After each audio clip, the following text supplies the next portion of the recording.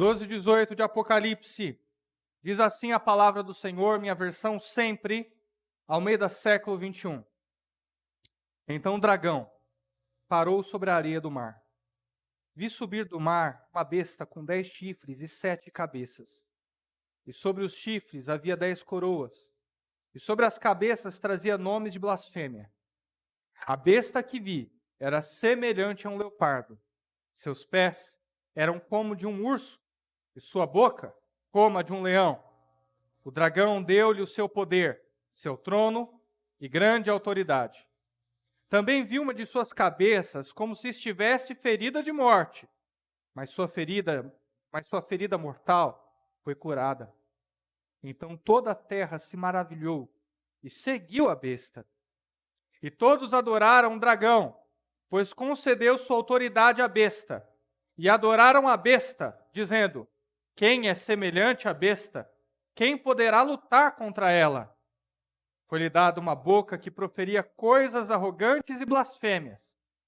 E foi-lhe dada autoridade para agir durante 42 meses. Ela abriu a boca para blasfemar contra Deus, e difamar seu nome, seu tabernáculo e os que habitam no céu. Também lhe foi permitido atacar os santos e vencê-los. E foi-lhe dada autoridade sobre toda tribo, povo, língua e nação. Todos os habitantes da terra adorarão aqueles cujos nomes não estão escritos no livro do Cordeiro, que foi morto desde a fundação do mundo. Se alguém tem ouvidos, ouça. Se alguém levar para o cativeiro irá.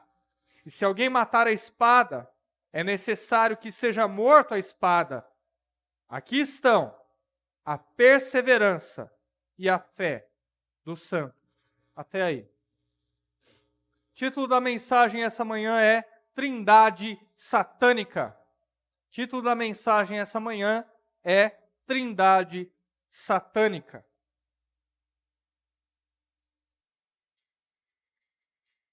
Certamente você já conhece a Trindade.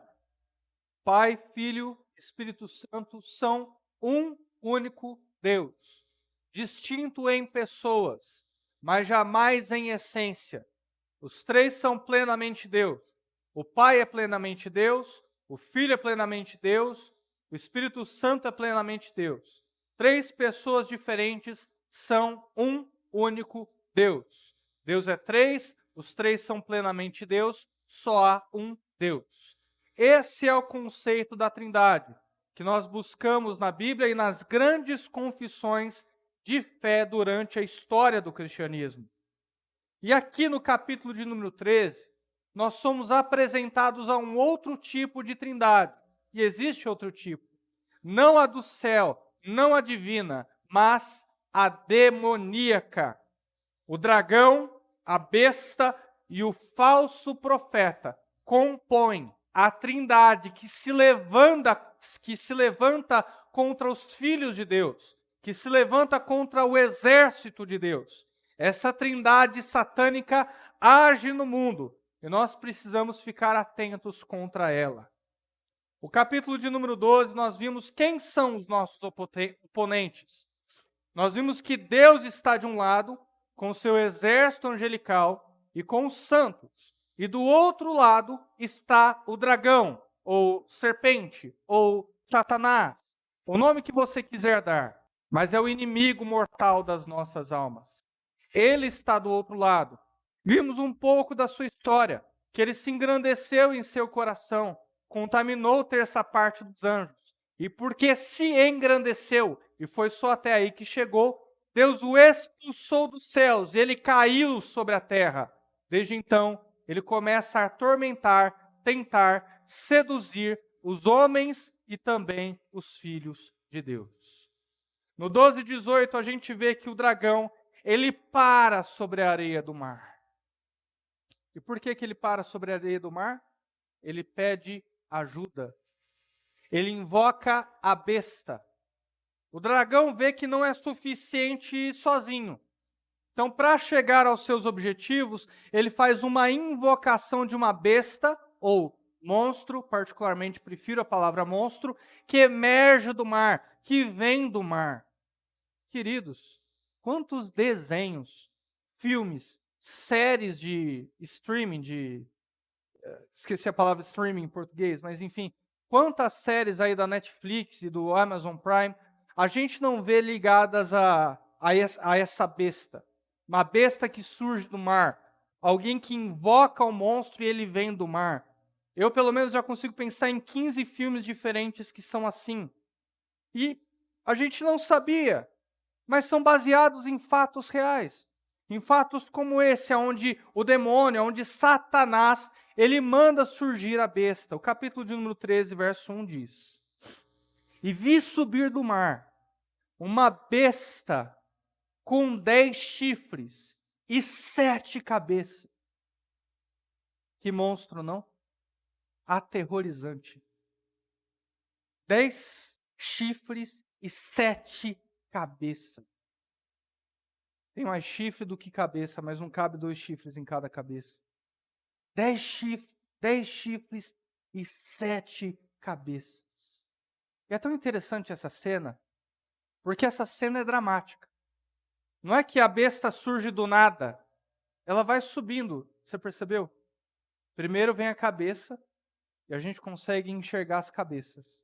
Aí vem os chifres. E ela vai emergindo do mar e a gente consegue ver essa besta, esse monstro saindo primeiro a cabeça, aí os ombros e então de corpo inteiro. Pronta para continuar o trabalho de Satanás. Pronta a servir o seu mestre, o demônio. O que seria a representação desses 10 chifres e 7 cabeças? Qual seria o sentido literal para essa imagem figurada que nós temos aqui? Bom, no antigo povo de Israel, no capítulo 7 de Daniel, que é o nosso livro do Apocalipse do Antigo Testamento, nós observamos que esses 10 chifres e essas 7 cabeças ali descritas são os povos circunvizinhos de Israel. Eles estavam atacando o povo de Deus. Eles estavam afligindo o povo de Deus. Então, João está remetendo ao capítulo 7 de Daniel. Olha, são povos inimigos, é gente inimiga, é o exército do time contrário. É isso que ele está dizendo aqui. E sobre os chifres havia 10 coroas, autoridade, poder, governo. E sobre as cabeças trazia nomes de blasfêmia. O que nós temos aqui? O que é esse monstro? Esse monstro nada mais é do que governo. Estado, com E maiúsculo. Você que acredita que você vive em uma democracia, realmente você vive em uma democracia. Porque aqui o governo representa o Estado. É do demônio. É isso que Satanás usa para afligir o povo de Deus. Então, todas as características que remetem ao Antigo Testamento e o que a gente consegue observar do capítulo de número 13, bem como no 11:7 de Apocalipse também, é que se trata figurativamente de um governo.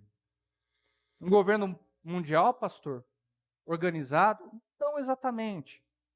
Porque é o que eu estou tentando dizer para vocês desde o início da nossa série em Apocalipse. Todos os sistemas de governo da terra já pertencem a Satanás. Já são dele. Olha para Cuba. Olha para a Coreia do Norte.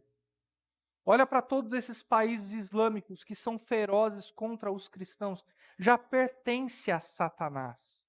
Línguas diferentes, culturas diferentes, mas um mesmo Senhor, o dragão, a serpente, e não duvide disso.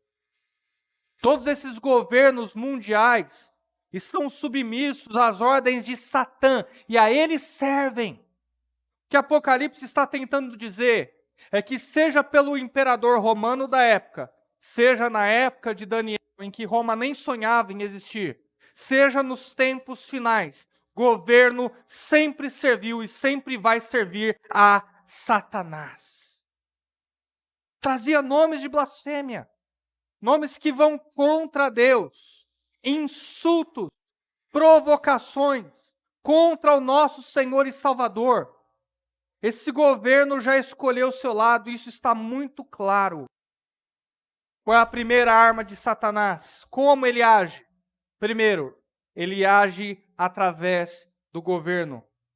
Verso de número 1 e o verso de número 4 nos dizem isso. Primeiro, ele age através do governo. E o que é que o governo controla? Na maior parte das vezes, o governo controla duas coisas. Primeiro, dinheiro. Todo o capital de um país, a economia de um país, é gerada através de uma política pública de economia. Nós temos o nosso ministro da economia. Outros países podem ter nomenclaturas diferentes, pessoas diferentes para o cargo, mas o fim é o mesmo. A economia depende exclusivamente do poder e da dinâmica de um país. Controla o dinheiro. E como é que nós, sabendo que o governo controla o dinheiro e que esse sistema pertence a Satanás, como é que nós fazemos para combater isso? A gente não vai usar mais a moeda corrente do país? Qual é a nossa reação diante dessa nova informação que nós temos? Bom, Jesus Cristo ele já nos ensinou sobre como nós devemos fazer para não nos submeter ao dinheiro satânico. O que a gente tem que fazer é não colocar o nosso coração em dinheiro. Não coloque o seu coração em bens materiais. Jesus Cristo ele disse isso. Não coloqueis o seu coração em tesouros da terra, aonde a traça corrói. Não coloque o seu coração nisso, porque aonde está o teu tesouro, aí está o teu coração. A palavra de Deus também diz em Provérbios, de tudo aquilo que você tem, guarde o seu coração, porque dele provém as fontes da vida. Se o seu coração está no dinheiro, se o seu coração está nos bens materiais, eu quero que você saiba que você já se submeteu ao reino de Satanás. Você já se submeteu a esse reino. O seu tesouro precisa estar na palavra de Deus. Na palavra de Deus, é aí que precisa estar o seu tesouro. Na palavra. E quando o seu tesouro está na palavra de Deus, em obedecer a Deus e em um relacionamento com Deus, aí Deus, o Criador, pode te levar a ter as coisas. E aí você vai encontrar satisfação nas coisas debaixo do Criador. Isso é gostoso, isso é bom. Mas nunca o contrário. Eu coloco meu coração como refém das coisas e as coisas se tornam o meu Senhor. Isso não. Mas quando você tem o Criador e quando o seu coração pertence a Ele, Ele te leva a usar as coisas de maneira desapegada. Fazendo com que você entenda que hoje você tem e que amanhã você pode não ter. E glória a Deus por isso. Deus é aquele que nos ensina a usar as coisas que foram criadas de forma moderada. E sem Ele, usar as coisas é pura idolatria, meus irmãos. É pura idolatria. Quanto mais a gente tem, mais a gente quer. Parece que é um poço sem fundo, é o coração do homem. É o coração do homem. Portanto, em vez de ficar obeso com as vaidades desse mundo, em vez de ficar obeso com aquilo que esse mundo tem para oferecer, com as coisas da vida, busque o teu Senhor Criador, para que Ele te ensine a usar as coisas de maneira administrativa e com moderação. Sabe, às vezes a gente culpa as coisas. É como se você fosse chamado para um banquete, e aí quando você é chamado para esse banquete, você fala, não, eu vou comer um pouquinho. Aí você toma 2,5 litros de Coca-Cola, você vira uma latinha inteira de leite condensado, chega no banquete, pega uma coxinha, come e fala, eu acho que essa coxinha não me fez bem. Estou empanturrado, estou muito gordo, essa coxinha não me fez bem, deu uma azia. Você tinha tomado 2,5 litros de Coca-Cola, virou uma lata de leite condensado e a culpada é a pobre da coxinha? É a mesma coisa, meus irmãos. Às vezes a gente fica empanturrado com as coisas desse mundo, com os bens desse mundo, com as coisas que a gente tem que adquirir, e aí a gente chega diante de Deus e fala, não me fez muito bem, desceu muito bem. É porque você está lotando teu coração de entulho. É porque de repente você começou a colocar dentro do teu coração tudo aquilo que não faz viver.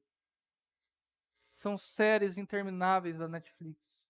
São passeios intermináveis. São bugigangas que não tem nem mais espaço no seu quarto. São investimentos um atrás do outro que não tem fim. São oportunidades de negócio que sempre aparecem. Irmão, aonde está o nosso coração? Aonde está o nosso coração? O bom é que vocês estão diante do Deus que pode ensinar vocês a usar tudo isso com moderação. É diante desse Deus que vocês estão essa manhã. De um Deus que tem um banquete espiritual para vocês. Portanto, não se aliviem com bens materiais. É assim que nós lutamos contra as hostes demoníacas do dinheiro demoníaco, do dinheiro do anticristo. É assim que a gente faz. O que mais nós temos aqui? No verso de número 2, a gente vê que essa besta, esse governo, é semelhante a um leopardo. Parece um leopardo. Os seus pés, ou onde você lê pés é melhor, patas, suas patas eram como as de um urso, e sua boca como de um leão. Que ser medonho, não? Leopardo, boca de leão, pata de urso. Por que essa besta, esse monstro é descrita dessa forma? Bom, porque se você não percebeu, eles estão usando os atributos mais violentos de cada animal. Aparência de um leopardo. Aparência de leopardo. O dia que você fizer uma savana na África, você vai ficar muito feliz de ver as girafinhas, elas são muito bonitas. Você vai ficar muito feliz de ver os pássaros, eles são lindos, um de cada cor. Mas se você vê um leopardo, se você vê aquilo que é a aparência de um leopardo atrás da moita, rosnando, meu irmão, vai ser a visão mais amedrontadora que você vai ter na vida. Leopardo, pronto a atacar. O que mais nós temos? Patas de urso. Como é que o urso ataca? Com as patas, com as unhas. Ele é feroz. Patas de um urso. Não sei se você já viu aquele filme com Leonardo DiCaprio, onde ele luta com o urso. Não sobra nada dele. Porque o urso é violento. O urso ataca. O urso está ali para matar. São as partes mais ferozes de cada bicho. E eu nem precisava dizer, o leão, o rei da selva, o rugido de um leão já amedronta por si só. Boca de leão. Animais carnívoros, violentos e que não costumam deixar resto. Essa é a visão que nós temos desse governo. Esse governo é feroz. Esse governo é violento. Esse governo é mortífero, sanguinário, não tem piedade de ninguém. É essa imagem que João quer que você tenha. É feroz. E o dragão, que é Satanás, concedeu poder, seu trono e grande autoridade a esse monstro, a esse governo. Satanás não conseguiu adoração no céu, Satanás não conseguiu adoração na terra, ele está tentando buscar a sua adoração por intermédio do governo. Basta você ver como são os cidadãos desses países mais fechados. Eles idolatram o governo. O governo é tudo para eles. Aquele sistema foi quem lhes deu a vida, é capaz de tirar a vida, e eles estão dispostos a morrer por aquele governo, por aquele rei, ditador, enfim, eles estão dispostos a tudo por aquele sistema. Você já conheceu algum militante de esquerda? Já viu quanto que ele é radical pelo sistema? É um marxista daqueles radicais mesmo. Só fala disso. Vive para isso. Já está submisso a esse governo. Já está. Tem gente que tem o Estado, que o seu país, ou o seu presidente, ou o ditador, como religião. É assim que Satanás age. É assim que ele busca ser adorado, idolatrado, por intermédio do governo, dos governos da terra. Ele dá a sua autoridade a esses governos, e quando as pessoas idolatram esses governos, é como se estivesse adorando o próprio Satanás. Por isso que as pessoas mais crentes que eu conheço são aquelas que levam a política com moderação. Não, o meu presidente ou o meu candidato, ele tem erros, ele tem acertos, isso foi bom, isso nem tanto. E quem dá a última palavra é o Senhor.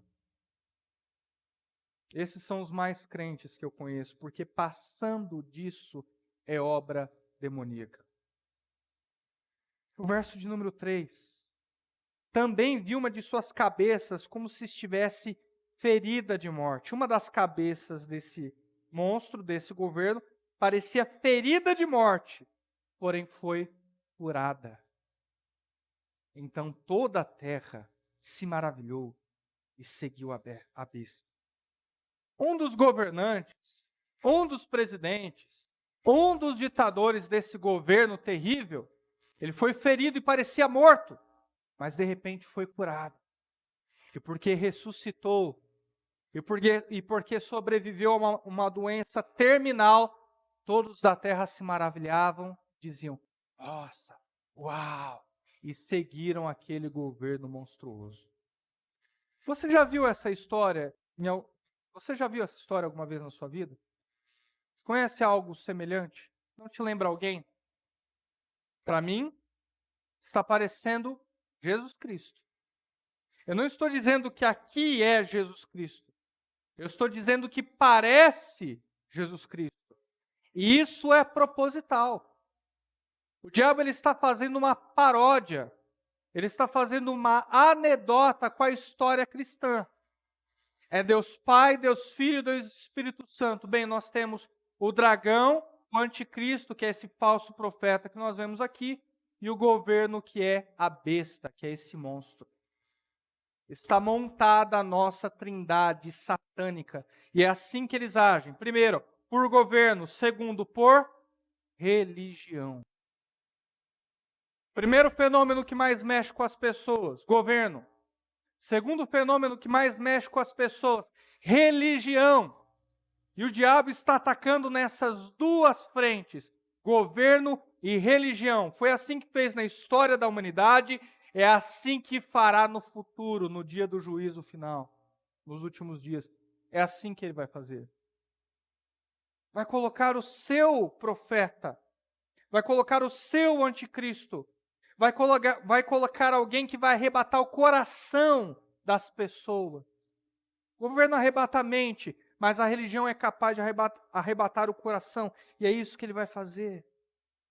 E todos adoraram o dragão. Eu adoro esse verso de número 4. Olha o que está escrito aqui. E todos adoraram o dragão, Satanás, pois concedeu a sua autoridade à besta, ao governo. E adoraram a besta, dizendo, quem é semelhante à besta? Quem poderá lutar contra ela? Se até mesmo um dos seus governantes ressuscita, se até mesmo um dos seus governantes venceu a morte, quem vai poder derrotar esse governo? Ninguém. Então todos estamos submissos a eles. Satanás, ao monstro e ao falso profeta ou anticristo. Sabe o que a gente tem aqui? A mistura do Estado com religião. Isso nunca deu certo. Nunca foi bom para as pessoas, mas enfim, parece que os homens não aprendem. Sabe países islâmicos, que mistura o Estado com a religião? Sabe países budistas? A Índia, que mistura Estado com religião? Pois bem, está aí. Mistura de Estado com religião. Sabe o Vaticano, que é um Estado que pertence a uma religião? O Papa não é só um líder religioso, mas é um líder de um Estado, sabe? Então, essa mistura. Tá aqui. As pessoas estão submissas a um Estado misturado com religião. Algo que arrebata os seus corações. E quando eu vejo os tipos de países que nós temos no mundo hoje, eu estou percebendo as profecias se cumprirem. Eu estou percebendo que já está acontecendo. Eu não me canso de dizer, línguas diferentes, culturas diferentes, países que muitas vezes estão em guerra um com o outro, mal sabem eles que estão submissos todos ao mesmo Senhor. Quem age por trás é o dragão. Quem age por trás é o dragão. O que mais nós temos aqui? Nós temos o comunismo, que é um estado que gera ateísmo, e que nós vimos o que aconteceu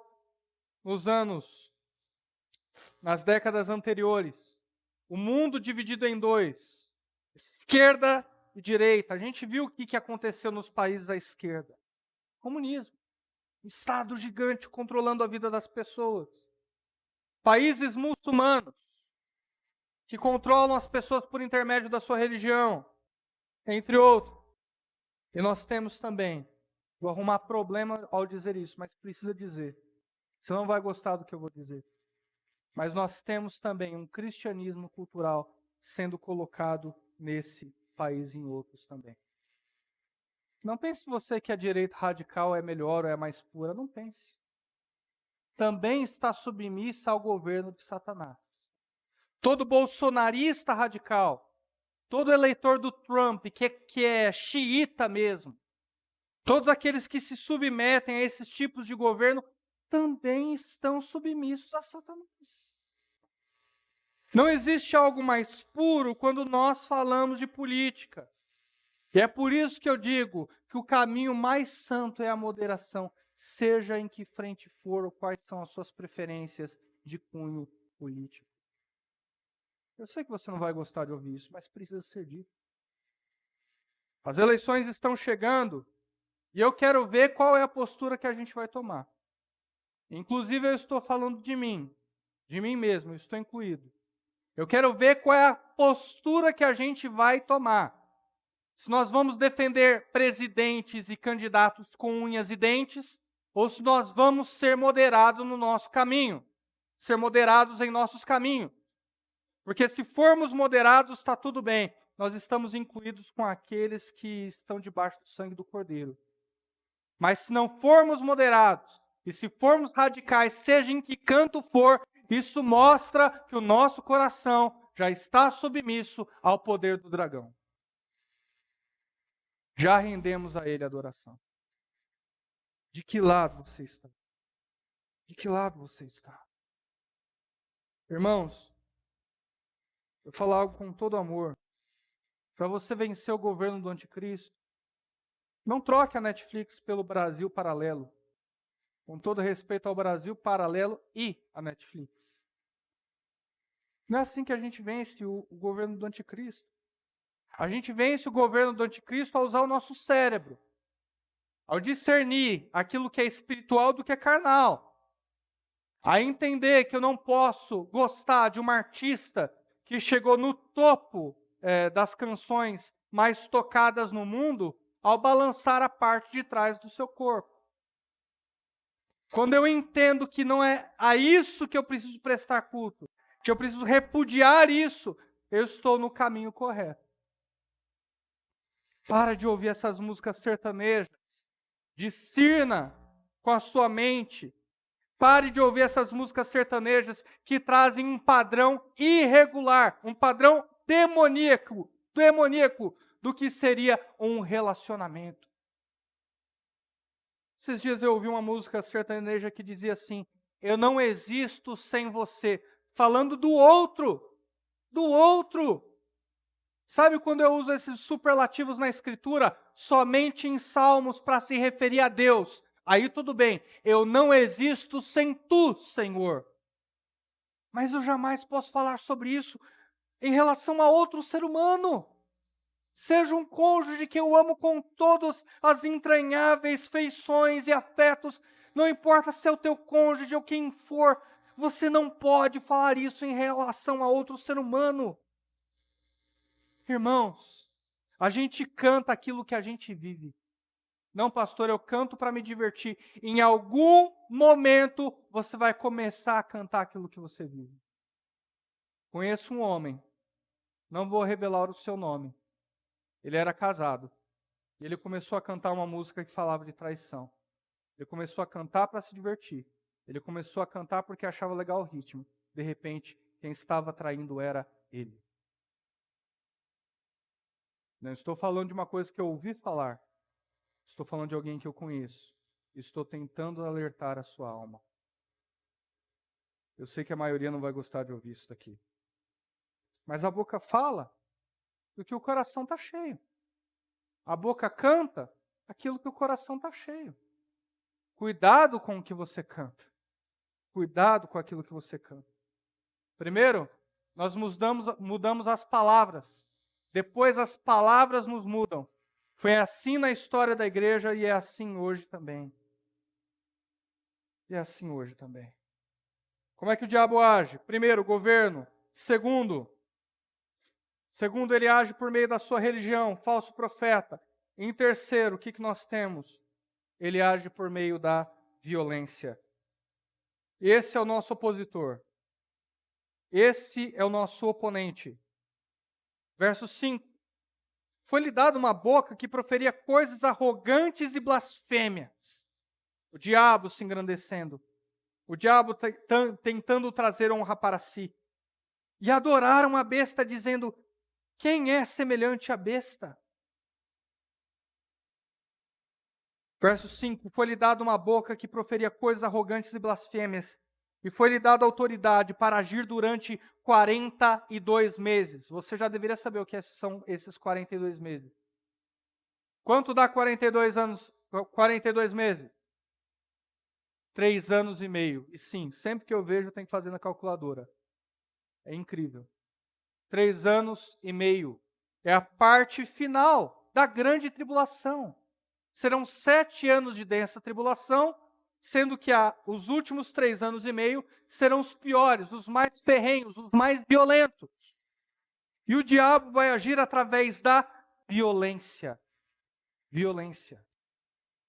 Quem tem o direito de usar a violência? Quem? O governo. O Estado tem o direito de usar a violência.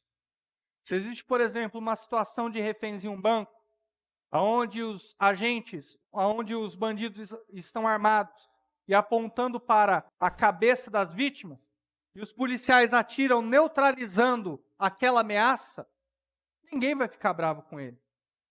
Bom, pelo menos não deveria, né? Em tese, ninguém vai ficar bravo com eles.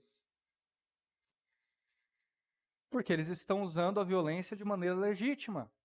Eles estão defendendo o cidadão. Eles estão neutralizando ameaças. Então, em tese, ninguém ficaria bravo com eles por causa disso. Porque eles são legítimos representantes da violência. E Satanás vai usar isso. Violência estatal. Violência governamental para perseguir a igreja de Cristo. Verso 6. E abriu a sua boca para blasfemar contra Deus e difamar o seu nome, e seu tabernáculo, e os que habitam no céu. Satanás está desafiando, por intermédio da sua religião e do seu governo, aquilo que está no céu e aquilo que está na terra.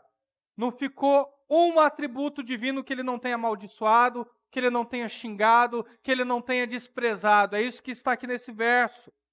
Também lhe foi permitido atacar, Deus decretou que ele atacasse os santos e vencê-los. E foi-lhe dada autoridade sobre toda tribo, povo, língua e nação.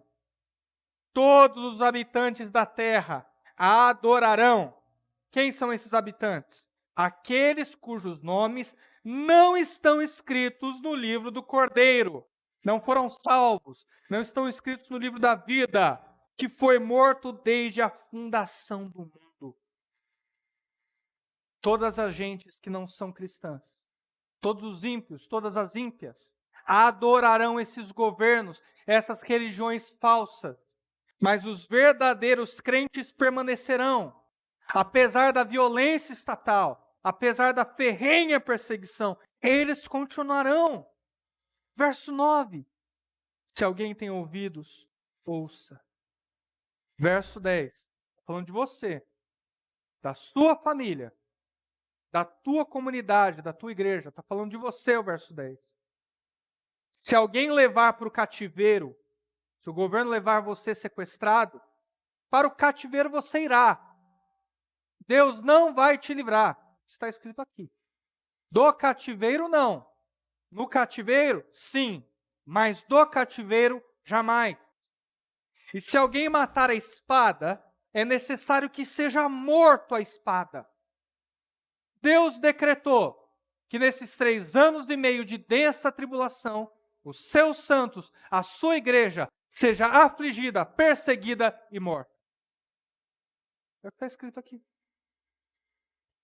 Aqui estão a perseverança e a fé dos santos. Pastor, eu quero saber o que é a perseverança dos santos de maneira prática. De maneira prática, a perseverança dos santos significa que você entrega a sua vida. Que você está pronto para morrer pelo nome de Jesus. Que você sabe que os tempos estão se abreviando e que você precisa intensificar urgentemente a sua vida de oração. Que você vai se entregar por Ele, viver por Ele, ainda que isso custe a sua vida de forma violenta. Só se devota a vida ao se viver debaixo da graça de Deus.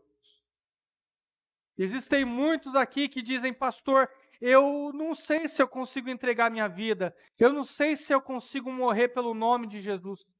É em você que você que eu acredito que está preparado para morrer pelo nome de Jesus. Você que olha para si, que percebe que não tem forças, que não tem ânimo para entregar a sua vida por uma causa. A você eu digo, de você eu falo, eu acredito que você tem poder para entregar a sua vida pelo nome de Jesus. Porque afinal de contas, entregar a própria vida é um ato que vem de Deus, da graça de Deus. Nenhum ser humano tem em si mesmo força para fazer isso.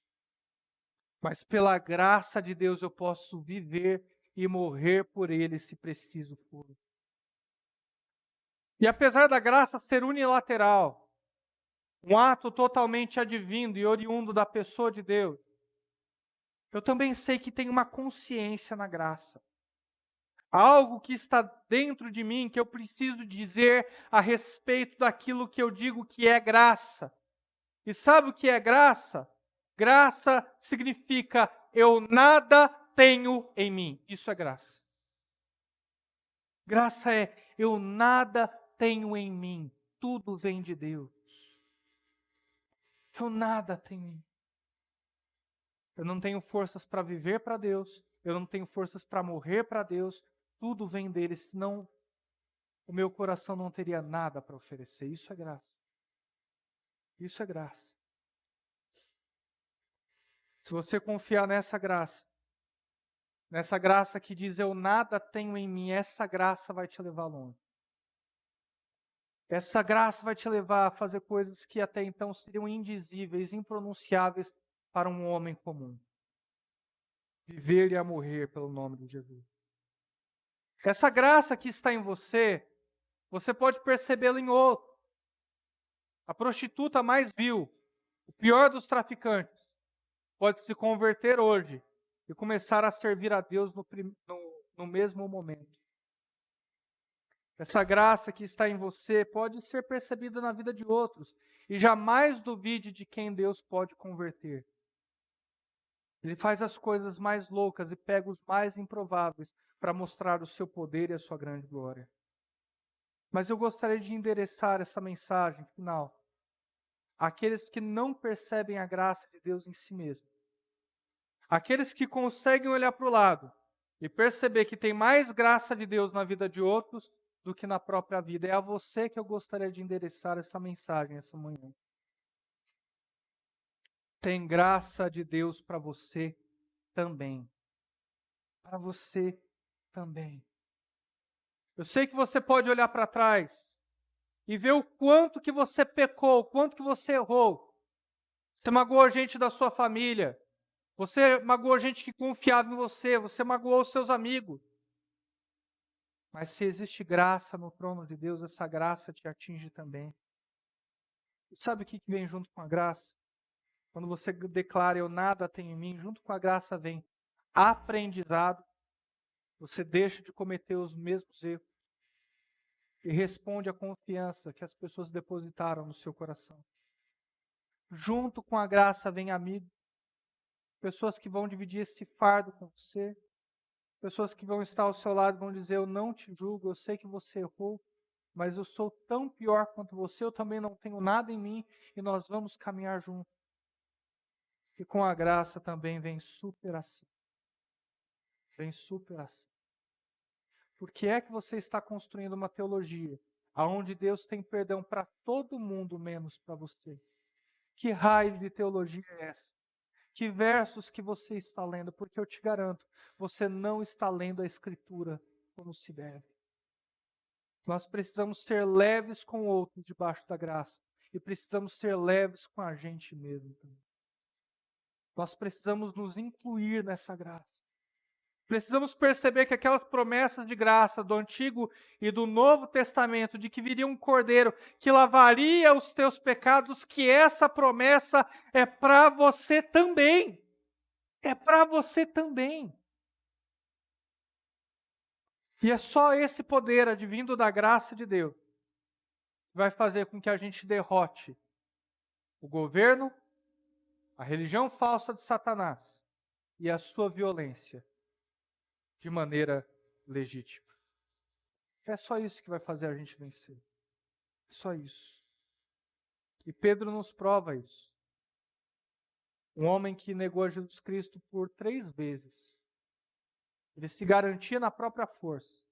Ele dizia que era o tal. Ele dizia que jamais deixaria algo acontecer com o mestre. Esse Pedro, arrogante. Quando o galo cantou, ele já havia negado a Jesus Cristo por 3 vezes. A gente percebe que a gente não é bom quando aquilo que a gente fala não condiz com a realidade. Quando aquilo que a gente pensa sobre nós mesmos se mostra mentira, com as adversidades da vida e com os desafios que ela tem que oferecer. Ao mesmo tempo, o nosso Jesus não é o Jesus que nos abandona aos nossos pecados. O nosso Jesus é o Jesus que nos busca à beira da praia e nos dá a oportunidade de recomeço. Isso é graça, meus irmãos. Eu quero dizer que tem graça para você também. Fique de pé, eu quero orar com você.